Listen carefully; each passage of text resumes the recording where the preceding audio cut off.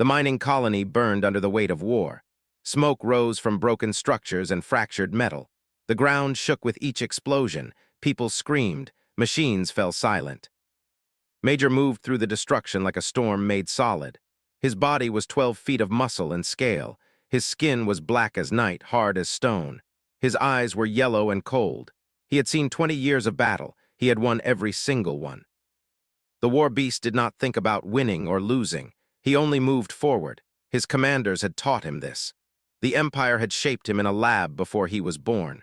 They had programmed his brain to want only one thing, to kill anything that stood in his way.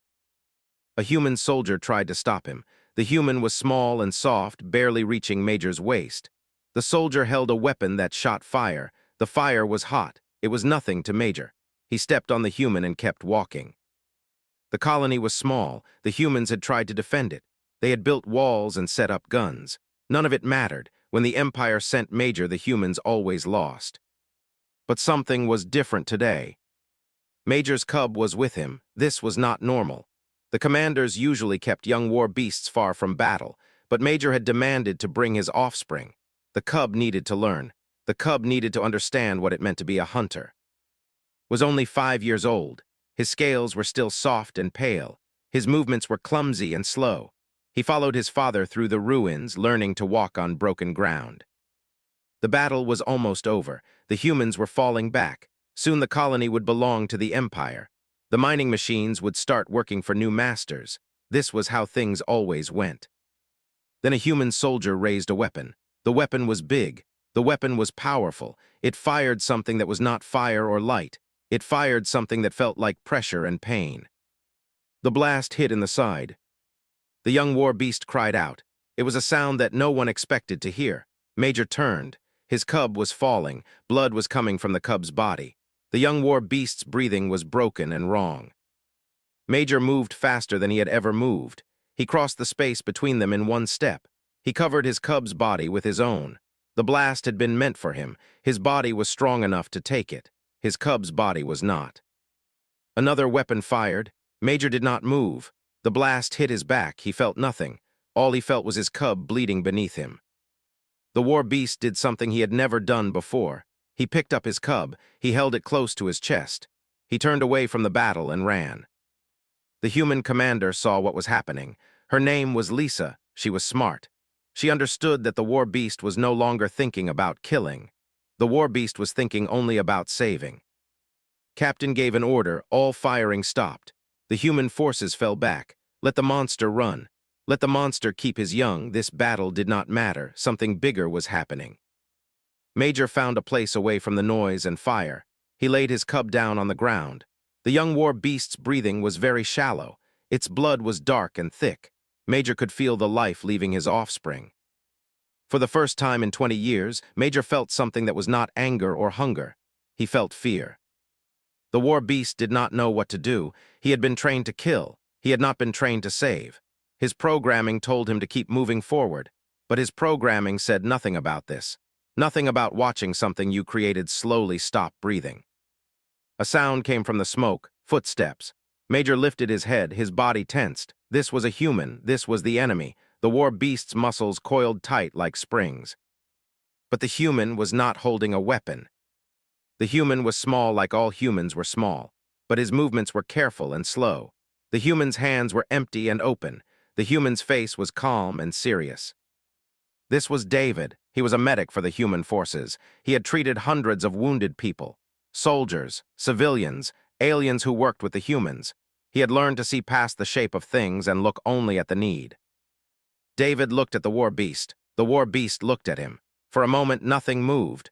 The war beast could crush this human with one hand. The human could do nothing to stop it. Walked closer.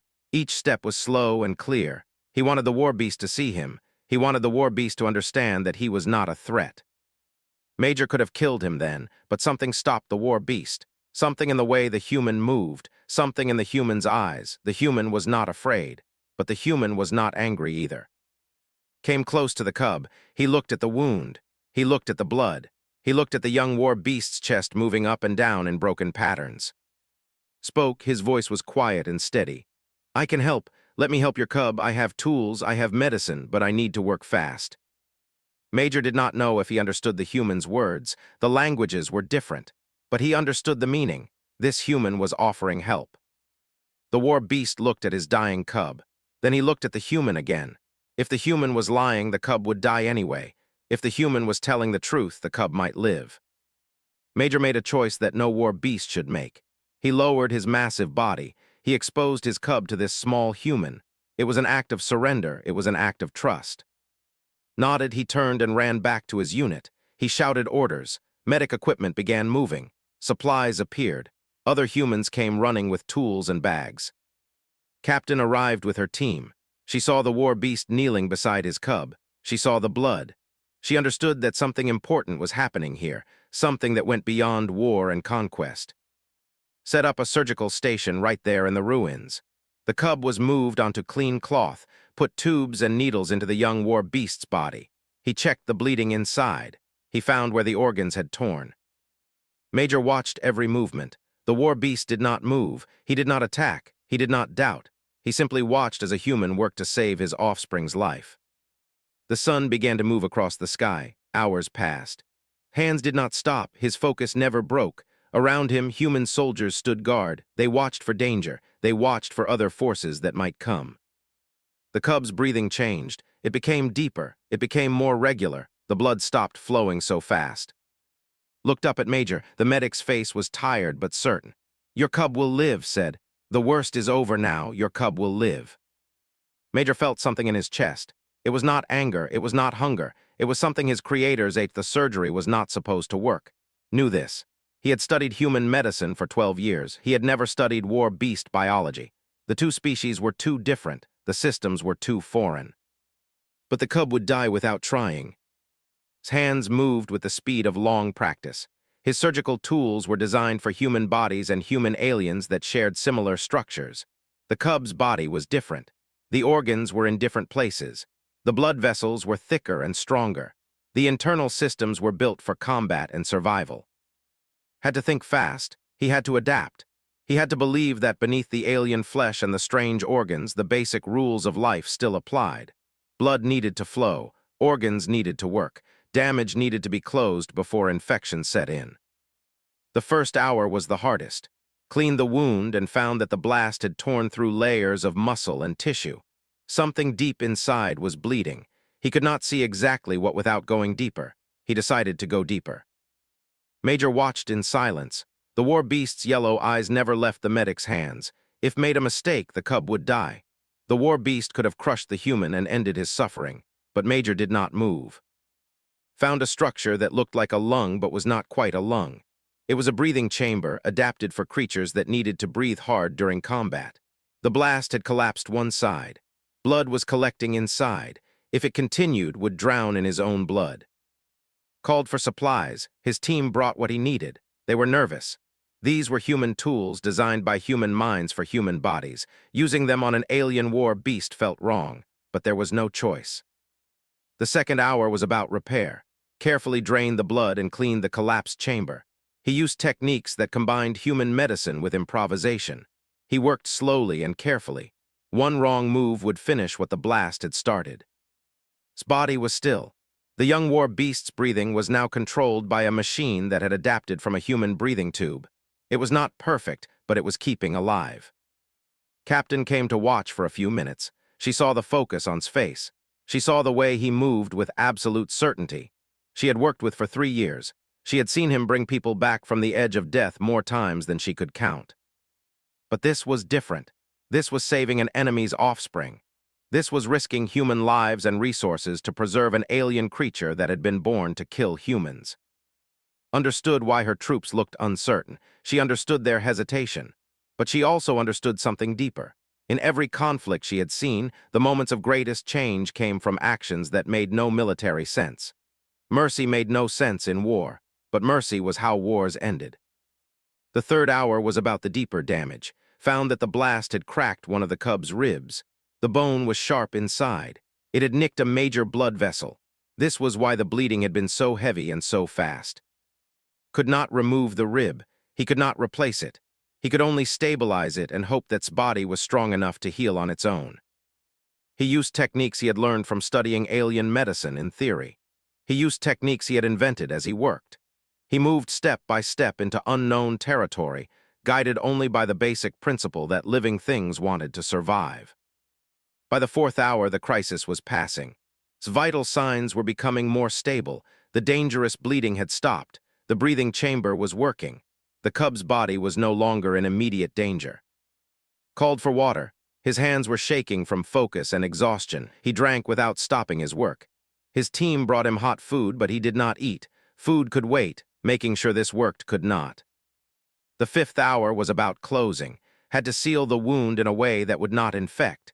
His immune system was different from human immune systems. What worked for humans might not work here. But had learned something important during his years as a medic. All living things had immune systems. All living things tried to fight infection. The details were different, but the basic idea was the same. He used bandages that he had treated with medicine designed for alien biology. He had used it before on smaller alien traders and travelers. He hoped it would work here. He had no other choice. By the sixth hour, the surgery was complete. Stepped back. His hands were covered in blood that was not human blood. His face was streaked with sweat. His eyes were tired but clear. His breathing was steady. The young war beast's vital signs were strong. The cub was still asleep from the medicine, but asleep was good. Asleep meant healing. Major looked at the human medic. For the first time, the war beast lowered his massive head. It was a gesture of respect. It was a gesture of gratitude. Nodded back. "Your cub will live," he said again. "The body is strong. The healing will take time, but your cub will live." The war beast made a sound that was almost like speaking. It was low and deep and came from the bottom of his chest. No human could understand the words, but the meaning was clear. The war beast was saying thank you. Approached slowly. She came within arm's reach of the massive creature. She was not afraid, but she was careful. She had studied alien behavior. She knew that gratitude and danger could exist in the same moment. "Major," she said, using the name that the war beast had been given by the Empire. "You can stay here. Your cub will stay here. We will give him medicine and food. We will keep him safe until he heals." The war beast looked at the human commander. He seemed to understand more than his programming should have allowed him to understand. Other humans came and made a space for the cub. They brought cloth and water. They brought cooling fans because biology ran hot. They made a place where could rest and heal. Major lay beside his offspring. The war beast's massive body curled around the cub, protective and gentle. For 12 hours straight, the war beast did not move. He watched his cub breathe. He watched the young war beast's chest rise and fall in steady patterns. Sat nearby, checking on every hour. He tested the pulse. He looked at the wound. He adjusted the medicine flowing through the tubes. He did not sleep. By morning woke, the cub's eyes opened. The young war beast's body tensed with pain, but the pain was not dangerous pain. It was healing pain. It was the pain of survival. Major made a low sound. It was a call. The cub responded with a small echo of the same sound. Father and offspring had found each other on the other side of darkness. But in the distance, sounds were growing. Engines, ships, the sound of the Empire coming to reclaim what it thought belonged to them. Heard the sounds, too. She looked at Major. The choice they had all the ships came fast. 3 heavy transports and 2 fighter escort vessels. They descended through the atmosphere like metal rain. The ground shook when they landed. Major heard them coming. The war beast stood up. His muscles coiled tight. For 20 years, every sound like this had meant the same thing. Command, authority, orders that must be obeyed without question. But now something was different inside the war beast. Something that was not supposed to be there. Moved her troops into defensive positions. Not aggressive, not attacking, just ready. She knew that any action she took would be read as rebellion, but she would not let them take. That decision had already been made. The commander was a creature named Vextran. He had never seen combat. He had only commanded forces from safe distances. He descended from the transport with 6 guards, all of them war beasts like Major, all of them younger and more obedient. Vextran's skin was gray and smooth, not built for fighting but for thinking. His eyes were smaller and sharper. He looked at Major with disgust. "Major," Vextran said. His voice carried the weight of imperial authority. "You will return to the fleet immediately. Your genetic structure is too valuable to lose to human contamination." Major did not move. "That is an order," Vextran continued. "You will comply or face termination protocols." The war beast looked at the younger creatures around Vextran. They were watching him closely. They were waiting for him to obey. If he obeyed, everything would be normal again. If he obeyed, his cub would be taken away to the breeding labs. If he obeyed, he would return to being what he had always been. If he obeyed, he would die inside. Major spoke. His voice was deep and slow. The words came in the language which humans could not speak but could understand through translation devices. "I will not leave," Major said. "My offspring is healing. I will stay until the healing is complete." The other war beasts stiffened. This was not something that happened. Lower creatures did not refuse orders from command. Vextran stepped forward. He was small compared to Major, but his authority was large. "You are contaminated. The human has poisoned your mind. You will return, or I will have you destroyed right now." Major did not answer immediately. He looked back at where rested. The young cub was still weak, was still healing. The cub needed time. But the war beast understood something about choice that the Empire had never taught him. Choice was not something you made only when it was easy. Choice meant something only when it cost you. Major turned back to Vextran and the other war beasts. He stood to his full height, his muscles bunched and, "I will not return," Major said. "Any creature that wants my cub will have to go through me." The silence that followed was complete. Even the wind stopped moving. The younger war beasts looked at each other. One of them began to move forward, ready to attack. But something stopped him. It was the look in Major's eyes. It was the certainty in the war beast's stance. The younger war beasts had never fought another war beast. They had only fought smaller creatures. They had only fought humans and aliens that were less strong. They understood in that moment that they would lose if they tried. Vextran understood this too. The commander's face changed. Instead of anger, there was only calculation. This was politics now. This was about power and showing weakness. Losing war beasts in combat would damage his standing. Losing Major and his cub would also damage his standing. Vextran made a decision. "Very well," they said. "You have chosen your path, but know this. When the war is over, when the Empire has taken what it needs, the contamination protocols will activate. Every record of your genetic structure will be purged. Every line descended from you will be marked for destruction. You are no longer part of the bloodline. You are dead to the Empire." Major felt this like a physical blow. His entire existence, his entire purpose, his entire reason for being alive was tied to the Empire. To be erased from their records was to become nothing. But then he looked back at. The cub was watching him with new awareness in the young war beast's eyes, was looking at his father as though asking a simple question. "Are you staying?" Major turned back to Vextran. "I am staying," the war beast said. The commander nodded once. Then he turned and walked back to his ship. The younger war beasts followed. The doors sealed. The engines roared to life. As the ships lifted into the sky, Major felt something that warriors were not supposed to feel. He felt loss and freedom at the same time. He had lost everything that had defined him. He had also lost the weight of every command, every order, every forced action. He was free, and the Empire had made him into nothing. Came to stand beside the war beast. The human looked up at the ships disappearing into the clouds. "You made your choice," said. It was not a question. "I made my choice," Major agreed. Arrived with her team, she looked at the war beast with something like respect.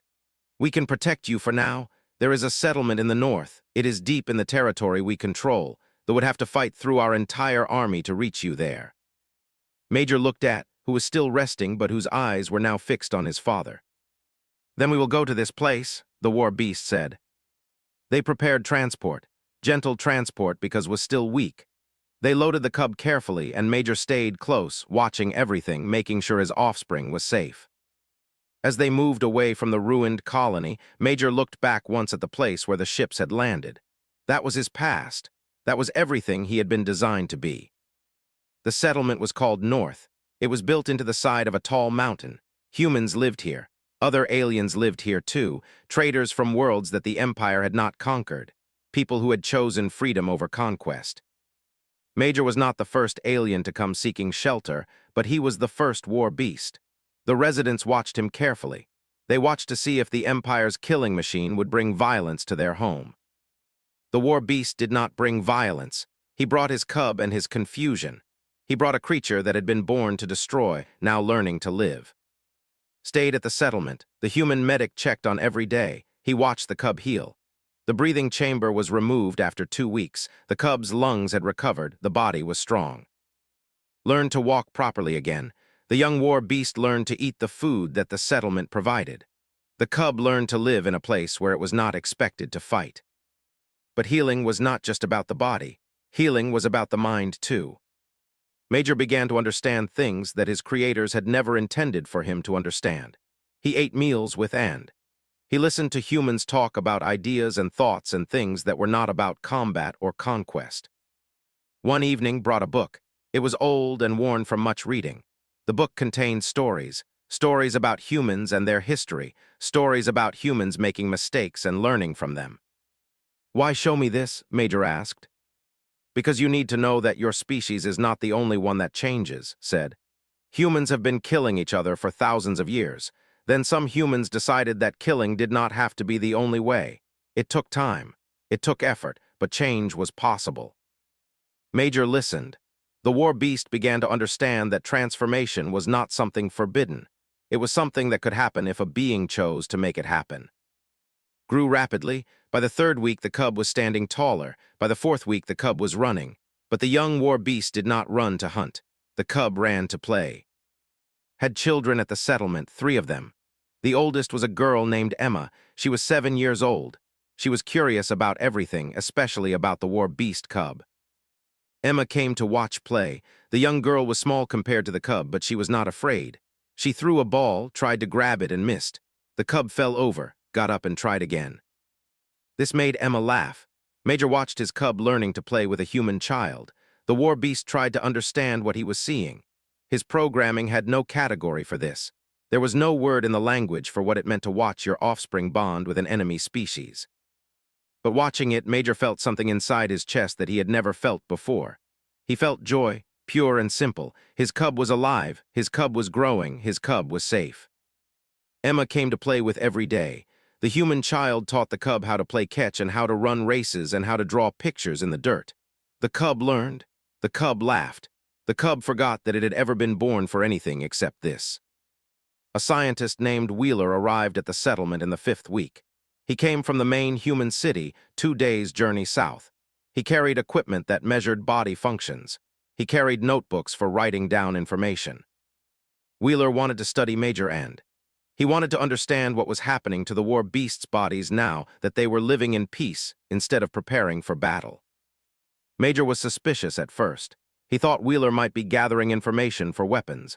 But Wheeler explained patiently that he was studying something else. He was studying how stress changed bodies and how safety changed them back. "I have devices that measure your stress levels," Wheeler said. "When you were in the Empire, your stress was always high. Now I want to see if that changes." Wheeler took measurements. He used devices that attached to Major's skin. He measured heart rate and breathing and the chemicals flowing through the war beast's blood. "Your stress is dropping," Wheeler said after the 1st week. "Your body is beginning to heal from all the tension. This is very interesting. Your whole biology is being rewired." Wheeler studied too. He found that the cub's brain was developing differently than war beasts normally did. In the lab, young war beasts were raised to be aggressive. They were taught to compete with each other. The ones that were too gentle were culled. Was learning gentleness. The cub's brain was making new connections. The young war beast was developing in ways that the Empire would have considered defective. "Look at this," Wheeler said to and. He showed them readings on his instruments. "The cub's neural pathways are showing more complexity in the areas associated with empathy and learning. In the standard model, these areas are essentially dormant. This cub is awakening them." "Is that dangerous?" asked. "No," Wheeler said. "It is the opposite. It makes the cub more adaptable, more able to solve problems in creative ways. The war beast model was designed for one thing. This cub is becoming able to do many things." As weeks turned into months, the settlement became home. Major learned the daily rhythms of a place that was not built around war. He learned to wake without preparing for combat. He learned to eat without rushing. He learned to sit in silence without feeling anxious about what might come next. But peace brought its own challenges. The war beast sometimes woke at night, his body expecting attack. His mind still carried memories of 20 years of violence. Some nights, Major would walk to the edge of the settlement and stand guard as though the Empire might still come for him. Found him on one of these nights. "The war is still inside you," said quietly. "It will always be inside me," Major replied. "I was made for it. I cannot change what I was made to be." "You were made for war," said, "but you are choosing something else. That choice has to be made every day. It does not erase what you were, it just creates what you are becoming." Major looked at the human medic. "What if I fail? What if I go back to what I was?" "Then you try again tomorrow," said. "That is what changing means. It is not one choice. It is thousands of small choices every single day." Months passed, became stronger and faster. The young war beast could run as fast as an adult now, but the cub chose not to hunt other creatures. The cub chose to run and play instead. The physical wound had healed completely. The scar remained, but it no longer caused pain. The deeper wounds, the ones inside, were healing too. Slowly, with difficulty, but healing nonetheless. One day, Emma asked Major a question. The young girl asked if would ever have to go back to being a war beast. Major did not answer immediately. The war beast thought about the Empire. He thought about the protocols that would eventually hunt him. He thought about the future that was uncertain. But then he looked at playing with Emma, and he knew the answer. "No," Major said. "We'll never be a war beast. We'll be something new. We'll be what I should have been allowed to be." 6 months after Major arrived at North, the peace was broken by a single scream. Major heard it first. The war beast was awake instantly, his body tensing with the old instinct. For 20 years, every scream meant danger. It meant attack was coming.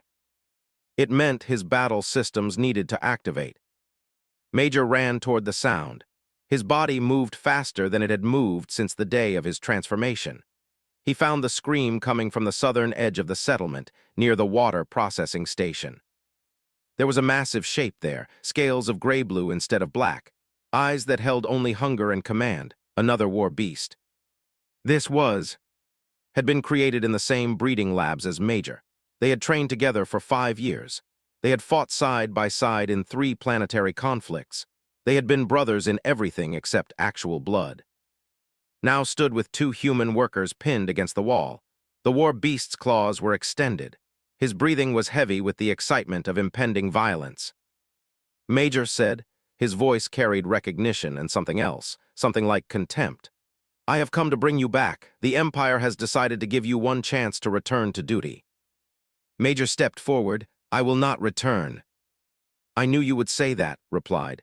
"This is why I am here. I am here to make you return, alive if possible, dead if necessary." Major looked at his old brother. Was younger, faster, stronger with the hunger of battle still burning inside him. Had not spent months learning to think beyond violence. Was exactly what Major had been and what Major was trying not to be. "Let them go," Major said. "No," said. The 2 war beasts charged at each other. The impact was tremendous, 2 massive creatures colliding at full speed. The ground cracked beneath them, the buildings trembled. In one moment, the peaceful settlement of North became a battlefield. Was fast, was aggressive, attacked with pure fury, expecting to overwhelm his opponent with speed and power. Major blocked the first strike, the second strike, the third. But then Major did something different. Instead of attacking back, instead of meeting force with force, Major dodged. Major used his own momentum against the younger war beast. Crashed into a building, the structure collapsed, but was back on his feet immediately, more angry now, more determined. The battle lasted 10 minutes. To the watching humans, it felt like an eternity, kept attacking. Major kept defending and evading. The war beasts did not simply fight. They fought with purpose. They fought with strategy. But there was a difference in how they fought. Fought to win, fought to prove dominance, fought because that was what he had been made for. Major fought to survive. Major fought to protect. Major fought while trying not to kill. Eventually, grew tired. The younger war beast made a mistake. He overextended his arm. Major saw the opening and took it. The older war beast used pressure points that he had learned in combat training. Went down, the younger war beast's leg buckled beneath him, fell to the ground. Major stood over his fallen brother. One strike would finish this. One strike would end the threat forever. Major's body was programmed to make this strike. Every instinct told him to strike. But Major did not strike. Instead, Major extended his hand to help stand. Looked at the offered hand with confusion. The younger war beast had never seen mercy in combat. Mercy was not a concept. Mercy was weakness. "Come with me," Major said. "The Empire will not change. The Empire will never change. But you do not have to keep serving them. You can choose to be something else." Stared at the hand. For a moment, something flickered in the younger war beast's eyes. For a moment, it seemed like might consider the offer. But then the moment passed. Pushed the hand away. The younger war beast stood on his own, ignoring the pain in his damaged leg, looked at Major with eyes full of certainty. "I will not," said. "What you have become is not life, it is surrender. I am a war beast, and I will serve the Empire until death." Walked away. The younger war beast limped back toward the transport ship that was still waiting in the distance. He disappeared into the smoke and took to the sky. As the ship rose into the atmosphere, Major stood in the ruins of the battle. Around him, people emerged from their shelters. They looked at the destruction. They looked at the war beast standing in the middle of it. Came to stand beside Major. Came running, worried about his father. "He refused," Major said. "It was not a question." "He was afraid," said. "Fear makes beings choose the familiar over the possible, is afraid of freedom." The settlement began the work of repair. The damage was significant but not catastrophic. Humans and aliens worked together, clearing debris, fixing structures, rebuilding what had been broken. News of the incident spread quickly. Messages traveled through the human settlement networks. Reports reached the Empire. What happened next was unexpected. Other war beasts began disappearing from command. One by one, the creatures that had been designed to be perfect soldiers started to vanish. They went to north. They went to other human settlements. They went to places where they could choose what they wanted to be. Not all war beasts defected. Many stayed loyal to the Empire. But now, for the first time, they had to choose. They had to decide if they wanted to stay or if they wanted to go. Choice was something the Empire had never intended to offer. The war continued, but it was different now. The Empire's forces were not as united as they had been. The psychological certainty that had always given soldiers their edge was beginning to crack. Eventually, the war ended, not with a victory for either side, but with a negotiated peace. The Empire agreed to stop its expansion. The human settlements agreed to stop their resistance. Both sides had lost too much to continue. 3 years after his visit, the treaty was signed. Major watched the signing ceremony from a distance. He was not invited to participate. He was not recognized as important, but he watched. David was recognized as a hero of the peace process. Captain Lisa was given a command of her own. Wheeler published papers about the transformation of war beasts. His work changed how humans understood alien biology forever. Grew to be as large as his father, the young war beast never learned to fight like a weapon. Instead, learned to work. The cub built with his hands. The cub created instead of destroyed. Became a teacher. The young war beast taught human children about the species. The cub taught defectors about human culture. Became a bridge between two worlds. Major lived quietly. The war beast worked in the settlement, fixing things that broke, building things that were needed. He did not seek recognition or honor. One day, Emma asked Major if he regretted his choice. The war beast looked at his offspring teaching a class full of young humans. He looked at working with new refugees. He looked at now leading negotiations between multiple species. "No," Major said. "The Empire created me to be a weapon, but I chose to become something else. That choice, that one choice on a battlefield to trust a human and protect my cub, it changed everything." Emma smiled. The young girl, now older, understood something important. She understood that the greatest victories were not always won with force. Sometimes the greatest victories were won with mercy. Major the war beast had become Major the father. He had become Major the builder. He had become the proof that even beings designed for destruction could choose creation instead. And in that choice, in that single act of trust in a human medic's hands, an entire future had been born. The war beast and his cub had found something that the Empire could never take from them now. They had found a place that wanted them to be exactly what they were, not as tools, not as weapons, just as beings deserving of safety and peace. In his present was, who had given his cub life when death was certain. In his present was a choice that could not be unmade. The war beast did not know what the future would hold. He did not know if the Empire would eventually find him and kill him. He did not know if this colony would survive the war. He did not know if humans and war beasts could ever truly live together. But he knew one thing with absolute certainty. He had been someone's weapon. Now, for the first time in his life, he was someone's father in a way that meant something beyond reproduction. Whatever came next, he would face it, not because an empire commanded it, not because his programming demanded it. Because it was his choice to make. Made in the last hours was about to be tested. The empire was coming, and they would not understand why one of their war beasts had chosen to trust a human. They would not understand, and they would not allow it. Had not planned for, and did not have a name for. It was hope. But the war was not finished. In the distance, sounds were growing louder, more forces were coming.